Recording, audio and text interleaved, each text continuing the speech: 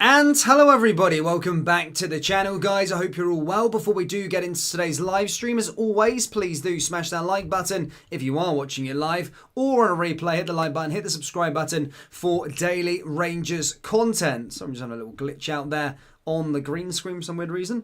But anyway, guys, as I said, Rangers back to winning ways after a very miserable week. Of course, losing to Aris in the Europa League, losing to Aberdeen at home, which of course seen the end of Michael Beale's sort of tenure at Ibrox. Well, of course, Stephen Davis took charge of the game on Thursday. But look, this game going into it did seem as a stumbling block. It did seem as a game that I felt had no...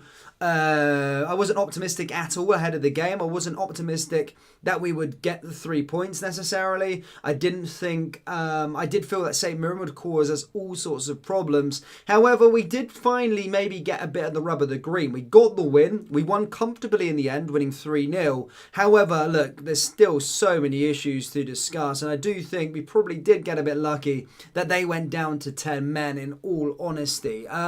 Again, from the start, it was a bit more like the same old from Rangers, really. Both teams started pretty intensely, looking to try and go at each other. St. Mirren were well up for it, you could probably see that, and it was fairly even, if we're being perfectly honest, within that first half. Rangers probed, St. Mirren actually probed as well. However, the sort of pivotal moment was, of course, when it came down to the penalty. Zach Lovelace coming into the team. Again, he had a good start, actually, to be honest with you. Came into the team, put a ball into the area and Strain handballs it. Obviously, after VAR, we knew it was definitely going to be a penalty. But the red card was also going to be there as well. It had to be a red card because he was interfering with an obvious goal-scoring opportunity. Penalty comes our way. First penalty of the season, I believe. And Tavernier puts it away to give us that 1-goal lead. Now, going down to 10 men, look, you're obviously going to expect Rangers, regardless of what sort of form we're in, to actually still go out there and make sure that we win the match. And again, I wasn't nervous by that fact. I felt, you know what, we are going to go on and win the game. And a second, towards the end of the first half, we obviously saw Zach Lovelace get taken off due to an injury. Unfortunate for him, because as I said, a young lad like himself coming into the team, getting a chance, and sometimes you need to have chances as a young player. He got his chance and then gets injured. It's a tough one. Come off on a stretcher. I hope everything isn't too bad.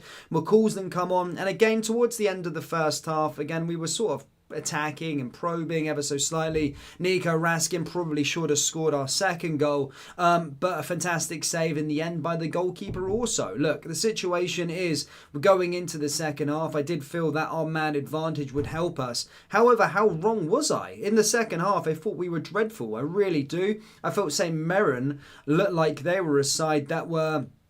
had the man advantage. They were attacking and probing and they were dominating possession. I couldn't quite get over it.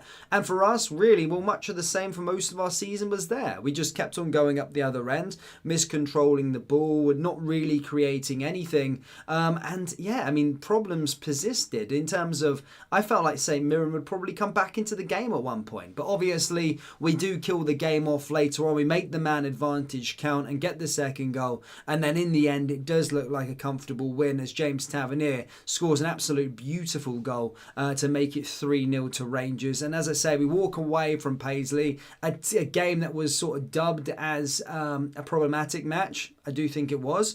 It was sort of it was being sort of dubbed to be that sort of clash that we probably aren't end up dropping points. I mean, it wasn't pretty at all, but we do get the win, and now we move on to a really, really important international break where we're going to be looking for our new manager. And the new manager coming in, it's more to it than just this new manager. This 2-week period is going to be able to give some of our injured players some time to rest and recover. But as well, look, an opportunity to really see this new manager put an imprint on this team. There's so much work to be done. As you can see, again, that game against St. Mirren, we aren't the finished article by any means, despite us getting the win. But what it does mean is it does keep us in the title race for a little bit longer. 7 points. We're into second in the table now for the first time this season. A 2-week period where we can go and find our new manager and hopefully really kick on under the new manager's ideas. Again, some of this team for me just aren't at it and aren't good enough. But I will give some positives to some players. Tavernier, of course, scoring 2 goals. I felt like he was good today. I felt like he played a decent game. Lovelace, I felt, played fantastically well until he got took off. You know, you got to understand that he's still such a young player. He really is. Butland, as always, just does his bit, and he never really puts a foot wrong, Jack Butland. In terms of other players, Seema, again, getting on the score sheet again. He's going underway his business, and it's just a shame that he's not a permanent signing. He's a loan signing, which is the problem, is that we've actually got maybe 2 players that are doing well from the sort of rebuild, Butland and Seema, and one of them's a loan move. So, again, it's frustrating in that fact, but if Seema can still start bringing up the goods and keep scoring more goals, then he's definitely a positive that we have got until at least at the end of the season. Zach doesn't look like it did look pretty serious. He'll probably be out for a little while again, which is unfortunate, which means we need to rely on Dessers and Lammers. I think Dessers coming on again for the last half an hour. He's not good. He's not good.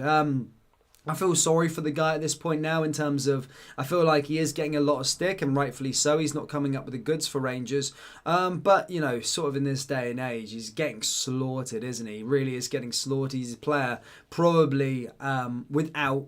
He's probably a player that's slaughtered, but a player that's probably lacking serious confidence. And he's a problem. It's probably a problem because it doesn't seem he's going to regain that confidence anytime soon. So our attacking personnel are a problem. But look, we've got a big 2 weeks ahead of us. We need to find our new manager. I do believe there will be a shortlist hopefully over the next couple of days. And we'll start to see things happen, whether that's going to be Kevin Muscat, Kerman, whether that's going to be other options. One thing for certain is I don't think Wayne Rooney will be the manager, despite people putting it out on social media and put them in the odds as well. But it's a huge 2 weeks. Problems are still there for Rangers, even though we've won 3-0. And yeah, simple as that. It's 3 points on the road. Done. Fair. But a lot of work to be done. I'm going to take a few comments, guys, before I bounce off. Ian says better performance, still need to slow on the build-up, knocking side to side at the back and walking ball to the halfway line. Need for speed, Lovelace, good before going off. Raskin and Cifuentes trying. Yeah, I thought Raskin was good, to be fair, today. I felt like Raskin was good, to be fair.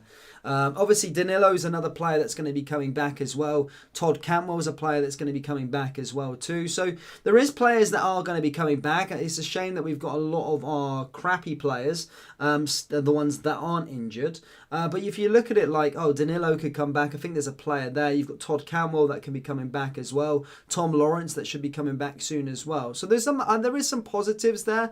But certainly we've got a lot of work to do. There's so much needing to be done at Rangers at the moment.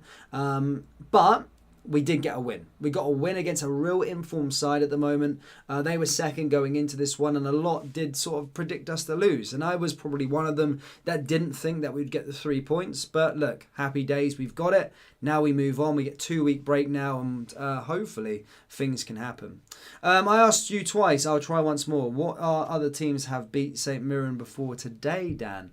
I don't know, mate. I'd have to check, to be fair. I think they've had a really good start. Another thing that they've done this season is they've scored in every single game. So, you know, they're scoring a lot.